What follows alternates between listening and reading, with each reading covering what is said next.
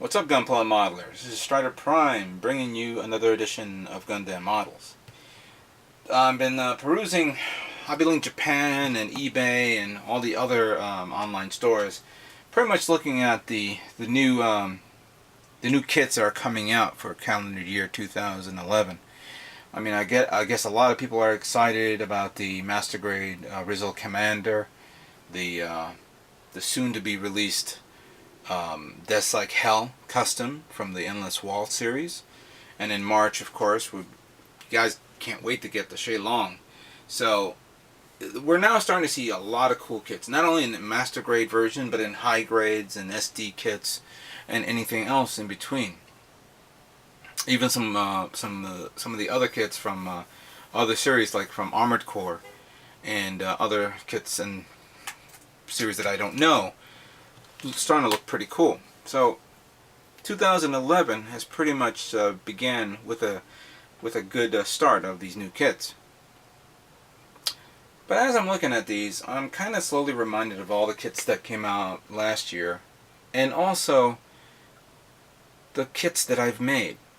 Now, I'm not the type of person who likes to build a brand new kit that comes out just the minute it hits the market. I'm kind of like I like to take my time building my kits and trying to improve the quality of my model making. I made a lot of kits in 2009, and I remember commenting on some of the kits that I made for 2009, if you guys remember that. For 2010, I made quite a few number of kits, but I have to admit the quality of my building has improved a bit more. And I'd like to review my kits for 2010. So let us begin with the first one. Now, as we were saying goodbye to 2009, coming into 2010, I was in the middle of building this guy, the 1/1200 scale white base from the original animated series of Mobile Suit Gundam. This one was a pretty cool kit to get because it was the only kit at this scale at 1200. Bandai started making the EX kits at 1/700 scale, which is basically maybe a little bit smaller, but a hell of a lot more detail. For something like this, you really didn't see that quality and detail from that of an EX kit. And I have an EX kit of the Albion, which I've never made, but reviewing it, I can see that, that kit was a lot better than what you see here. I did take the extra effort of painting it and doing, it was the first time of me showing off airbrushing it. But I had made quite a number of mistakes here and there, things that I can never revisit again. And I have to say, for a first time doing this on camera, it was a challenge for me. But it gave me some sort of foundation on what to do the next time I decide to paint a kit on camera. So that was the first kit for 2010. My next kit was the Gundam GP03 versus New Zeal, 1/400 scale. So you understand, this was the only 1/400 scale kit of this type that was released by Bandai under the Gundam Collections series. They made a few of these kits at 1/400 scale, like the Alpha Azir, and I think the Big Zam is at 1/400 scale. And there was another one called, I forgot who has that kit, the one from the Zeta Z series, Prime 92 actually showed it. But when they made these two guys, they made them very limited run. Not too many people were buying. They were expensive, about a little over $100. And after they made them, they were gone, completely gone. No, they were discontinued items. They were really, really hard to find until I found them on eBay for less than I think it was less than $100. So I immediately nabbed that up and I got it. You could probably find this kit at 1/550 scale, which would be a little smaller here, and this one at 1/550 scale, which will probably be about 4 inches smaller than this. But these are the closest I've gotten to to these mobile armors.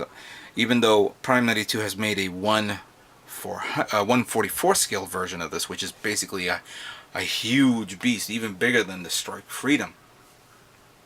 But you have to give merit to the fact that it does retain certain features that has the ability to lift these up so you can expose specific weaponry.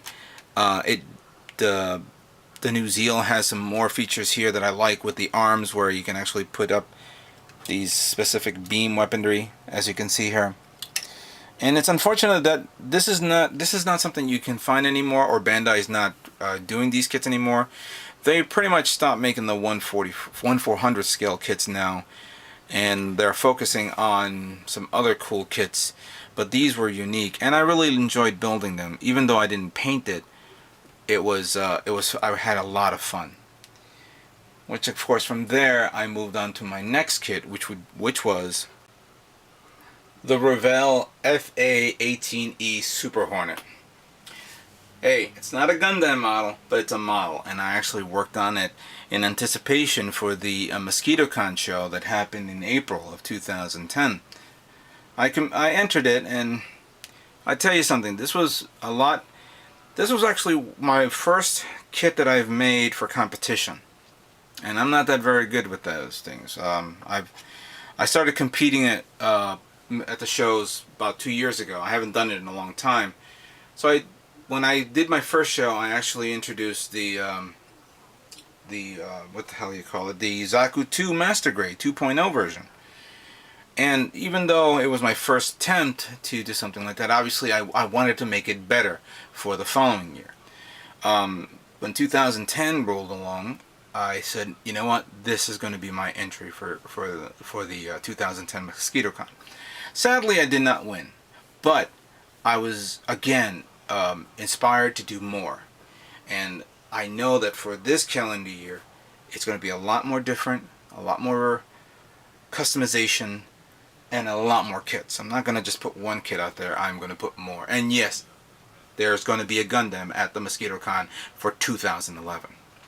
So with this, after I attended the show and I came back to relax and prepare myself for my next kit, I started working on this. The 144 scale Mobile Suit Loto set from the Universal Century Gundam Unicorn series, or OVA as you want to call it. These were the two mobile suits that attacked that colony, showing off amazing firepower against the Kashishi, which is something that you don't think it would go up against, but even though it got its ass kicked, it still was a threat to the mobile suit. And the one thing that caught my attention as to why I picked it up was the fact that you don't only get one, but you get two of these guys.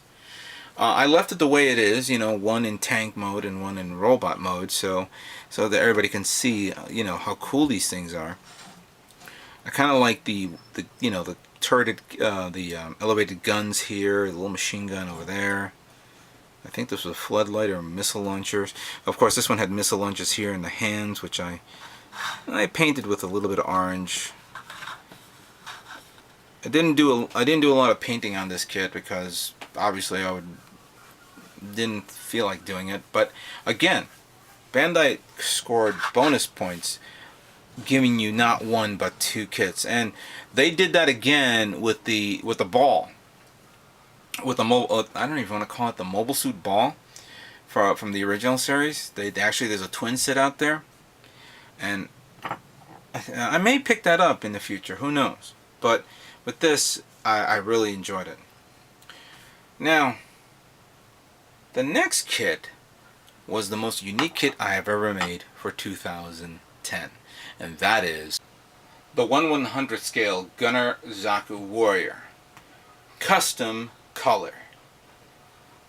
Too Old for Toys and I think Meccano Man were doing a contest back in May, and during the month of May and I think June. You have to forgive me if I don't remember. And they were doing a contest where it's basically, you know, you build any Mobile Suit Gundam kit you have, or Armored Core kit, or Evangelion kit, or Macross kit, or anything that's referred to a robot, and you painted 70% of it yellow. I was really, really psyched for that. And at that time, I said, you know what? I think it's about time I use my airbrush to its fullest potential. So, with the help of many people online, because I actually used the Flickr account to show off what, you know, I actually, I took line art of the Zaku Warrior, and then I started adjusting the paint scheme and things like that. And many people were sending me their ideas, and I used their ideas to make this guy. So, making him was really, really enjoyable. I really, really liked making this guy. It was so cool. However, I did discover many mistakes that I didn't learn properly. Obviously, like over here, these two parts should have been sealed, sanded, and then painted over. That's something that you can't barely do with something like this, because then you'll lose, you know, there are certain things that doesn't come out right. That was one of my mistakes. Other mistakes came up along the way, but regardless, it came out pretty damn good. And I love the Best Buy theme, you know, for those of you here in the United States, this is my Best Buy colors. So I may bring this over to MosquitoCon just for, you know, just for laughs, so that everybody can look at it. Obviously, it'll just get a kick here and there, but other than that, it's pretty much one of my favorite builds. Looking at it again, I have to say to myself, I really enjoyed it, especially this, how this came out. But like always, you know, it was time to move on with my next kit. In which case, from there, I started working on this guy, the 1/400 scale Meteor unit from the Gundam Seed Destinies TV series. Again, this was just a straight build like I did with the other 1/400 scale kit, and it was really unique on its own aspect. I try to detail it a bit, you know, give it a little panel lining here and there, and I really like it. It's nice and small and has some features like this. You can lift these up, if I can do it with one hand. There we go. Come on, open up, thank you. I left the missile doors open, painted the missiles on it red. Has a little strike freedom there, you know. And had the other two little guys I didn't pull out. This was a fairly quick build. It wasn't that difficult for me to do this. For those of you who may want to pick this up, I would probably suggest searching for it now, because it is a discontinued item, and I don't think Bandai is re-releasing these kits anytime soon. So from there, I moved on to my next kit.